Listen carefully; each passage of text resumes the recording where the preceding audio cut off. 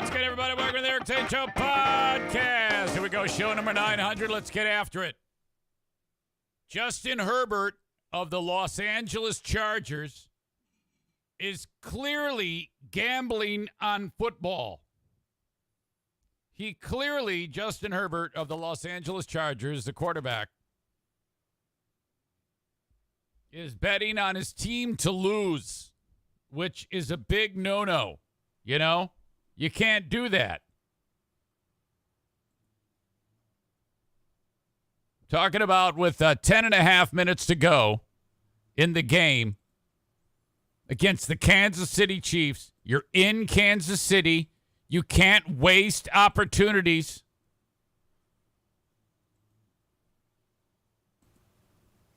Talking about the whole dynamic where with 10 and a half minutes to go, the Chargers are knocking on the door. And he throws an interception, throws it directly at the guy from the Chiefs.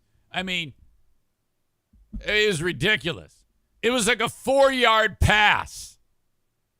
He drops back, he sees this guy, and then the guy's like, "Oh, awesome. I'm wide open. This is so fantastic. I'm so happy. I'm about to score a touchdown."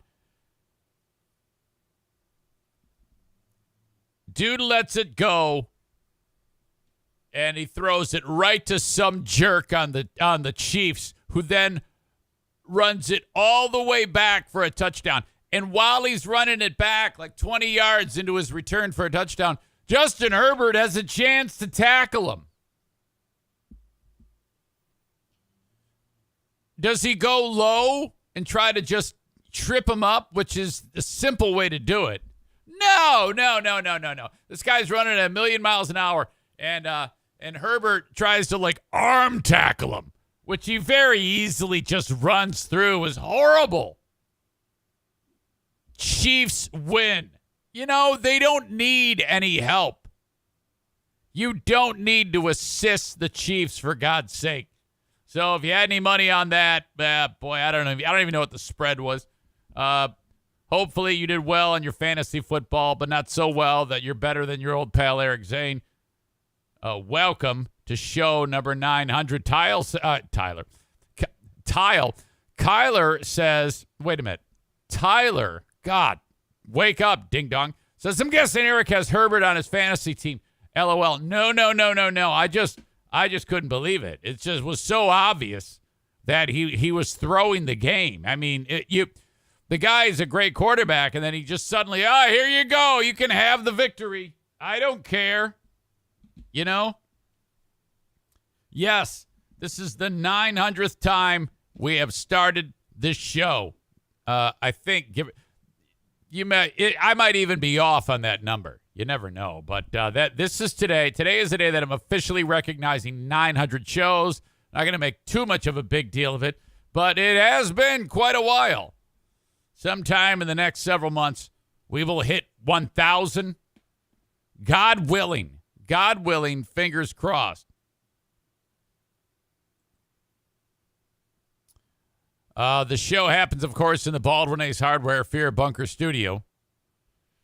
If you ever want to reach me, the quickest way is send in an email on the Shoreliners Striping inbox, eric@ericzaneshow.com.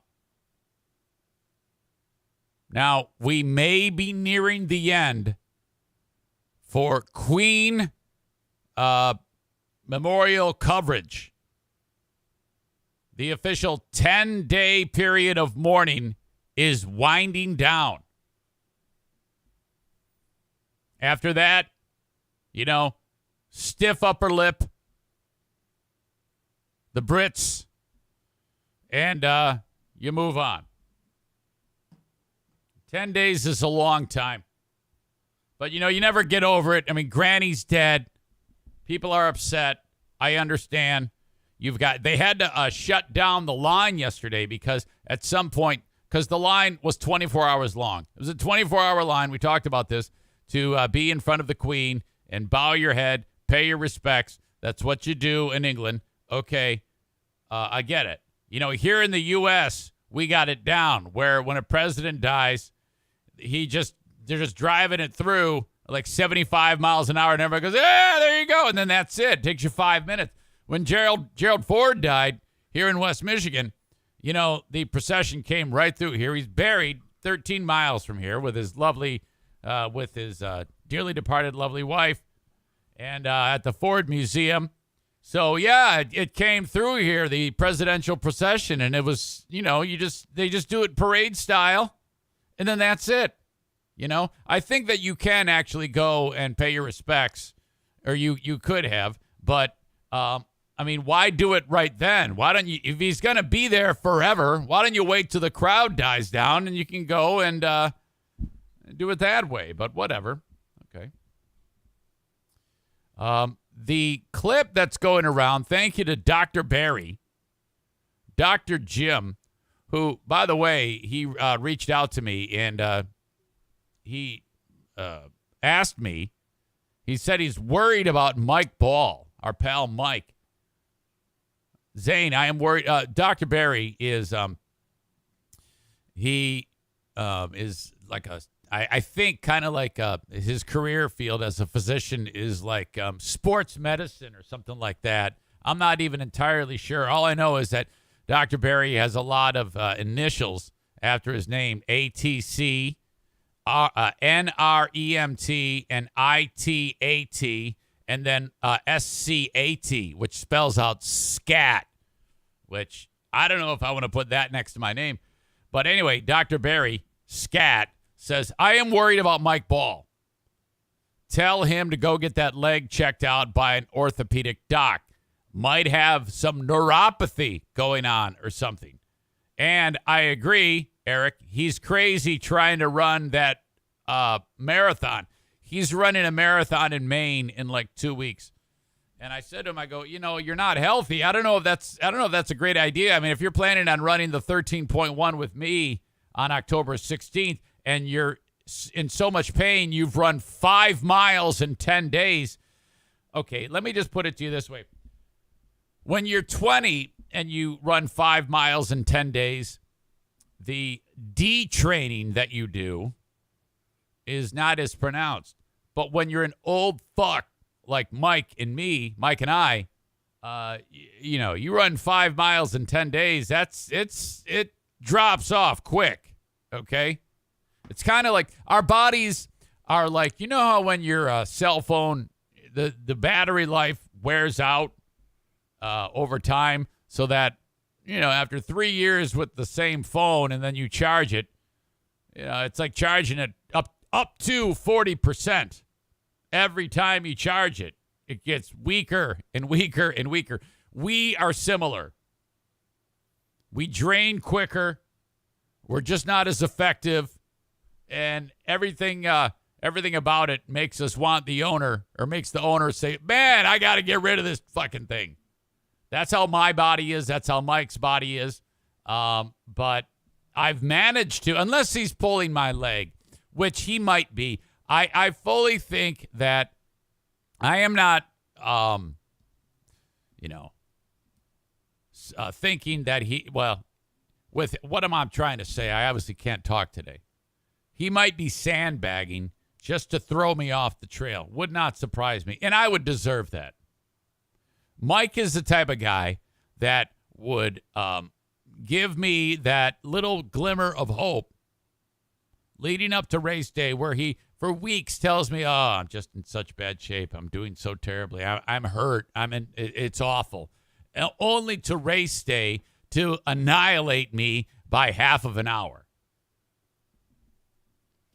The way I'm going into this is the time that he ran, which was sub an hour 40 for the half marathon. It's a great time. I started this training thinking I could go that fast. And as I've talked to you more and more, obviously I'm not. I am not going to do that. However, I think I can break 2 hours, which would be about 20 to 25 minutes faster than last year. So what it boils down to, I can only control what I can control. And that is my level of fitness. And I'm not even doing a good job of that, frankly. I may get a lot of these workouts in, but I also miss a few, and I have done absolutely nothing to take care of myself through the food I eat. Case in point. Yesterday, opened up the fridge. I see an Applebee's container.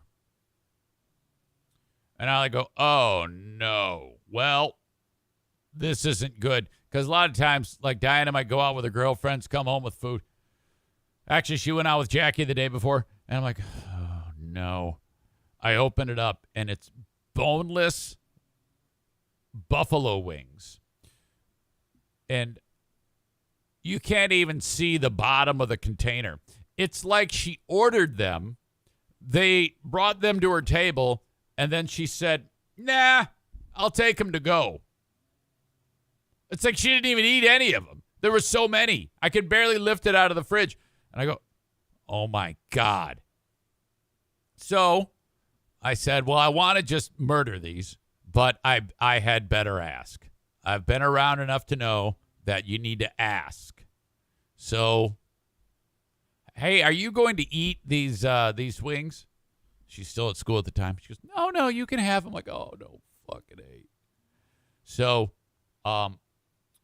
that, and then you got the blue cheese dressing. I mean, it's gross how fast they disappeared. And then, so that's gone quickly. And then I open up the fridge again, and then I see she also, I guess they bought like that giant appetizer platter and then didn't even eat it. And then I see in there a container full of queso.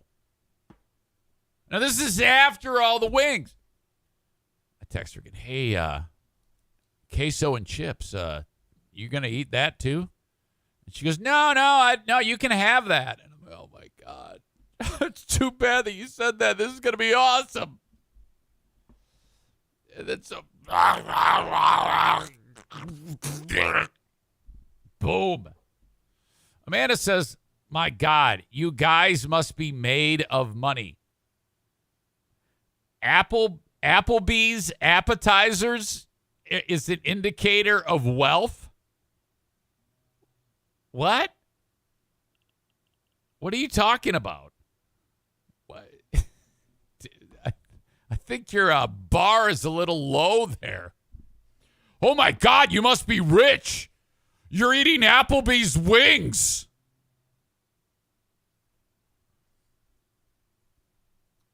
God. She says, no. As much as you go out. She didn't go out that much. Why don't you shut the fuck up? Here, I got this. It's welcome to the party for 900. Enjoy your time out. Shut up. Every so often, you just got to tell Amanda to shut up. Because if you don't, she starts to talk way too much. And she can't shut the fuck up half the time. So it's like, you know what? Just for kicks and shits and grins, shut up. How does that taste? Here's your wings. God, you must be rich.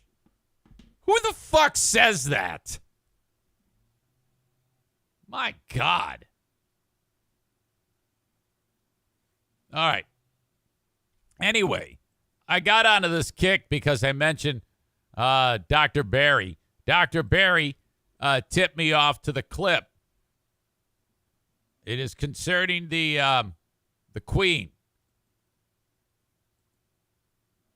Okay, so we pick it up. Audio, check.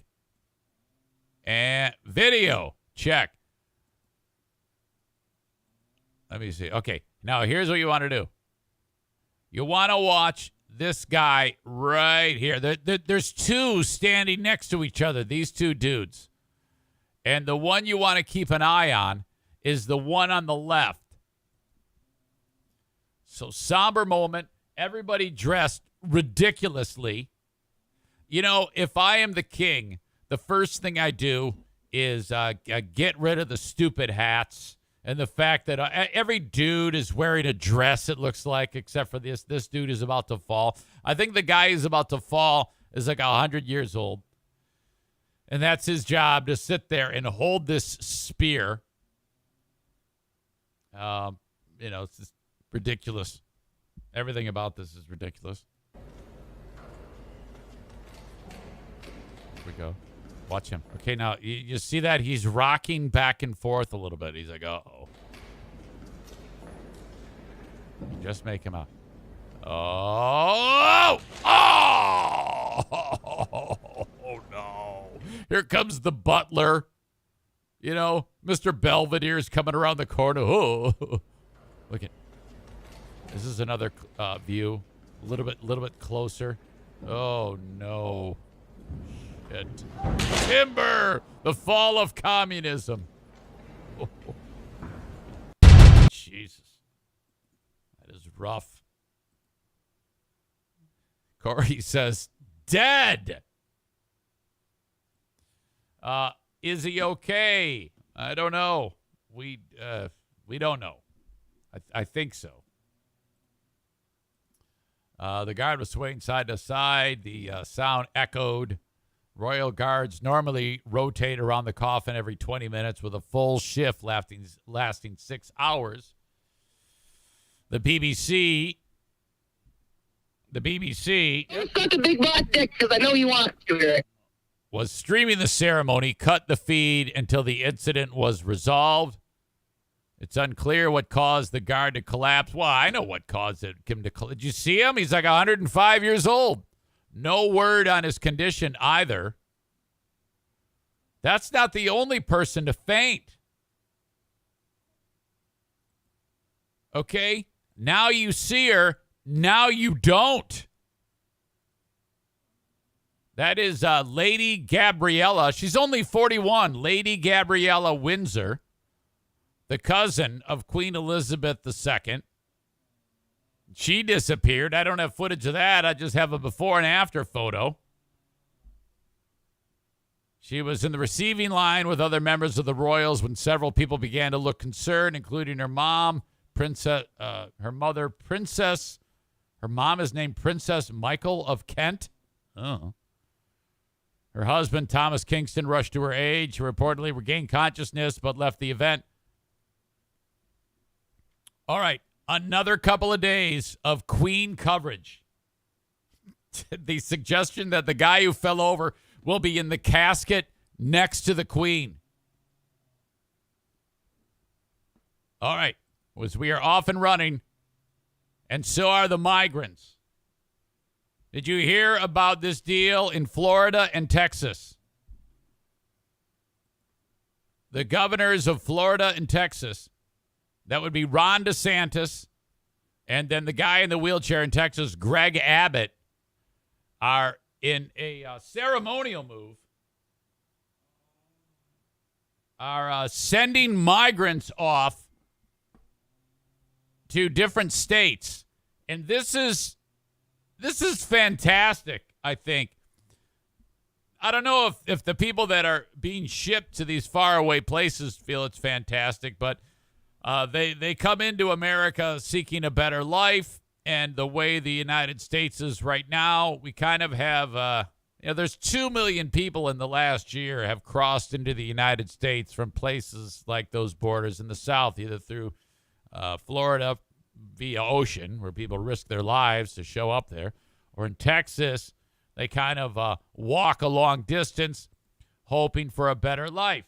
Now, here in the United States, well, particularly in Texas and in Florida, they don't like that. They would rather that didn't happen, and they legally enter the country.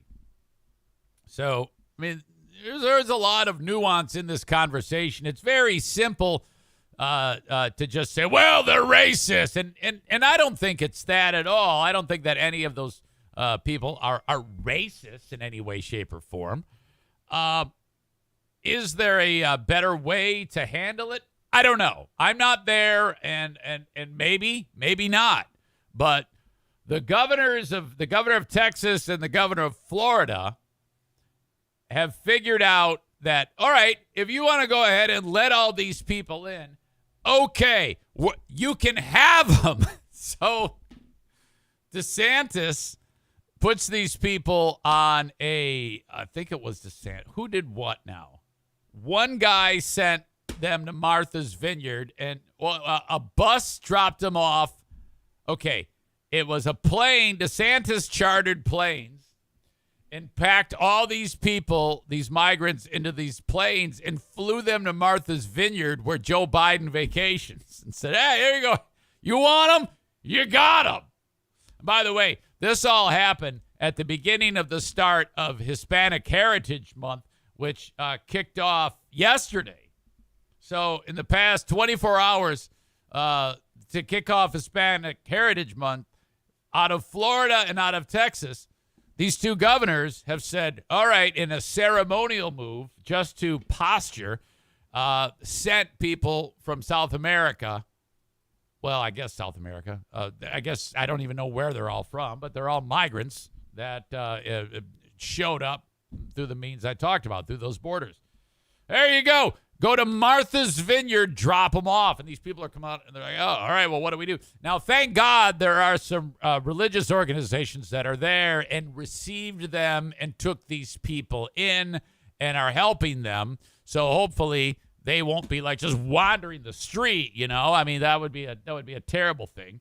But then Abbott said, all right, I like what DeSantis is doing, so I'm going to do the same thing. So he gets a busload of people, and they drive them to, I am not kidding you, Kamala Harris's house. Okay, now you're using people as pawns. That is without a doubt to make a stupid political, well, it's not a stupid political point, but it's a political point, and you are using people for that. So I think that is appalling. But at the same time, what a troll. What a great troll. When it comes to me, who is one of the bigger trolls you'll ever meet, yes, these people are scared and impoverished and sad and being used as political pawns. But what a gag this is. This is incredible. They're banging on Kamala Harris's door saying, hey, let us in, bitch. You're the one that invited us. What the fuck is wrong with you? Holy shit. So, and this is because on Meet the Press, Harris got on there and said, oh, yeah, the borders are secure. Now, she's the border czar. It's her job to determine what's right, what's wrong, how they do things. And her idea of being the border czar has been, don't be involved. She hasn't gone there. She hasn't met with the people that are there. It's her job to do these things, but she's not. So they don't like that. Now, if she addressed the issue and came up with an actual plan, you know, before you attack Abbott and DeSantis for being the assholes that they are, you have to understand that no one is helping them in their state. Where I live, we don't have this type of issue. We don't have Canadians streaming in illegally every hour of the day. And if they attempted to, they would be stopped. Not so when you share a border with Mexico that way. So it's a little weird, but you got to kind of think about it from a broader standpoint. Honestly, I don't know why this isn't implemented. I mean, if you're Kamala Harris and you're the border czar, and 2 million people have come into the country in the past year, and you have 50 states and the District of Columbia to move people around. What is wrong with the idea of dividing up 2 million people amongst 50 states and the District of Columbia? So basically, you're looking at 2 million people divided by 51. That is, each state would receive 39,215 people that are trying to get into the country. If we had an infrastructure set up to accommodate these people, I think that they would be willing. Hey, well, they don't have a choice.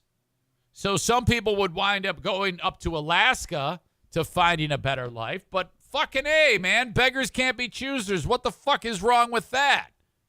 I mean, if you take 2 million people every year and just plop them into Texas and Florida, they can't handle it. And besides, there are a bunch of racists in those states, so they shouldn't want to go there anyway.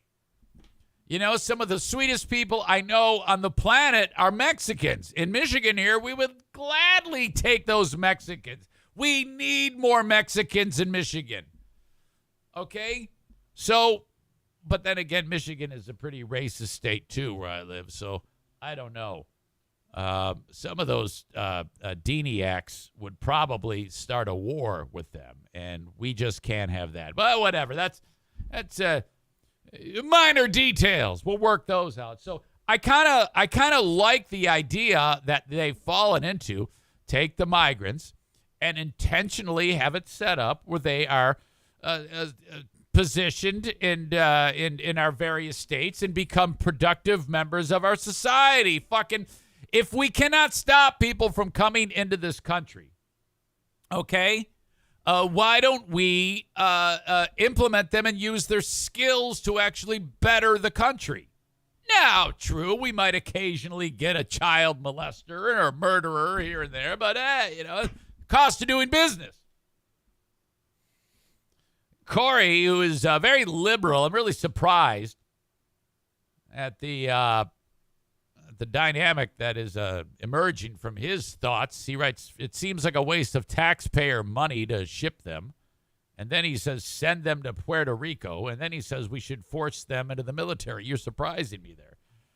You claim to be a troll, but I'm guessing you're racist. That's what it is there. I didn't realize you were actually a red stater. Well, anyway, that's how I feel about that. If they serve 4 years in the military, then they should get citizenship. I don't think it's quite that simple. All right. Welcome in again to you. We are off and running on the show, and I thank you for the folks who are watching on Facebook, Twitter, and YouTube. You are awesome, but I must cut you loose. You have to go and carry on with your day, and you have to be productive yourself. However, if you don't feel like being productive and you want the rest of the show live as it happens, you got to go to Twitch, twitch.tv/Eric Zane Live. You can also download the audio podcast. I upload it to all the platforms shortly after this finishes, so you can enjoy it that way too on demand. And if you are on Twitch, you can watch the show whenever you want after it finishes. So have a great one, and I'll talk to you.